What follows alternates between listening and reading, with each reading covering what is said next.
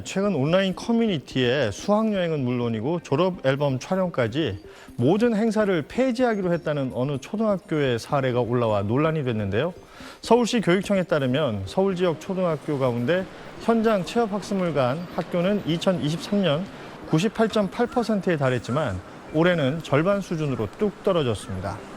수학여행을 가는 학교도 같은 기간 80곳에서 41곳으로 반토막이 났고 수련 활동 역시 급감했는데요. 중고등학교보다 유독 초등학교에서 이런 현상이 두드러지는데 아이들 인솔 과정에서 교사가 져야 할 안전 책임이 훨씬 크기 때문입니다. 결정적인 계기는 최근 잇따른 판결들입니다. 현장 체험학습 도중 발생한 불의의 사고로 인솔 교사들이 금고형이나 집행유예 같은 형사처벌을 받게 되면서 교사들 사이에서 고의가 아닌 사고까지 책임지기는 너무 부담스럽다는 공포심이 확산됐다는 것입니다. 학교 안전법이 일부 개정되긴 했지만 교원단체들은 면책 기준이 여전히 불분명하다며 교육활동 중 사고에 대한 국가 책임제 도입을 강력히 요구하고 있습니다. 돌발적인 사고까지 교사 개인의 책임으로 돌리는 구조가 바뀌지 않는 한 수학여행이 아예 사라질지도 모른다는 얘기까지 나오고 있습니다.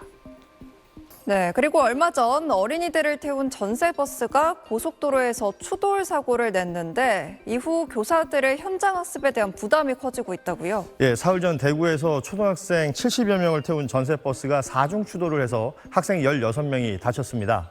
다행히 큰 인명피해는 없었지만 사고가 난 뒤 교사들의 책임 논란이 또다시 불거졌습니다. 교사들은 학생들에게 안전벨트를 매라고 지시했더라도 학부모가 문제를 제기하면 법적 분쟁에 휘말린다며 불안을 호소합니다.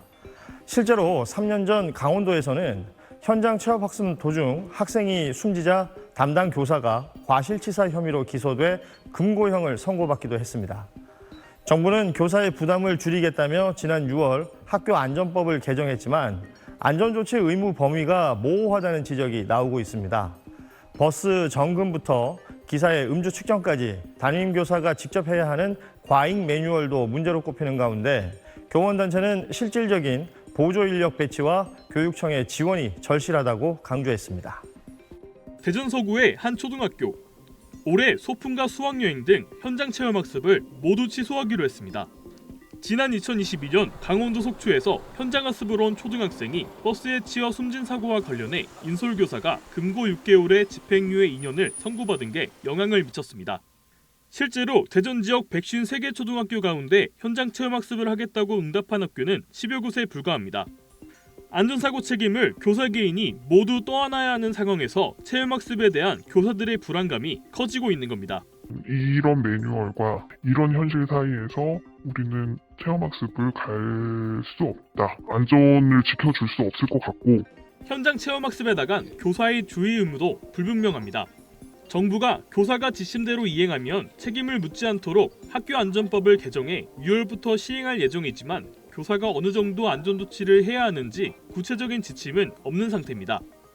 대전시 교육청에서 매뉴얼에 안전을 보장할 수 있는 구체적인 내용이 들어있지 않아서 학교 현장에서 이 매뉴얼을 사용할 때는 조금 미흡한 부분이 있을 것 같습니다. 이런 가운데 학부모들은 학창시절 소중한 추억인 소풍과 수학여행이 사라지고 있는 것에 대해 큰 아쉬움을 나타내고 있습니다. 현장 체험학습을 둘러싼 학교와 학부모 사이의 갈등 속에 교사들의 위험 부담을 덜면서 학생들의 교육권도 보장할 수 있는 접점 마련이 필요해 보입니다. TJB 박범식입니다. 암벽 타기 체험을 하던 고등학교 1학년 A군이 의식을 잃고 쓰러진 건 어제 오후 2시 55분쯤 같은 학교 1학년 학생 186명이 입학 후 단합을 위해 1박 2일 일정의 행복 올림 교육 과정에 참여한 첫날이었습니다. A군은 지상 3m 지점까지 올라간 뒤 내려주세요라고 말했고 내려오는 과정에서 과호흡 등 이상 증상을 보인 것으로 알려졌습니다. 상주하던 간호사와 강사가 심폐소생술을 한 뒤 구급차로 병원에 이송했지만 끝내 숨졌습니다. 평소 앓고 있던 지병도 없는 걸로 파악됐습니다. 교육원은 입소 전 돌봄이 필요한 요양호 학생 명단에도 없었다고 밝혔습니다. 외상 같은 것도 있을 수 있기 때문에 교육 전날까지 그날에 있으면 다 받으라고 했을 때 내년을 받았는데 거기에는 없는 아이였고요. 그리고 울산시 교육청은 비상대책단을 꾸리는 한편 현장에 있었던 교직원과 학생들을 대상으로 심리 지원에 나설 방침입니다.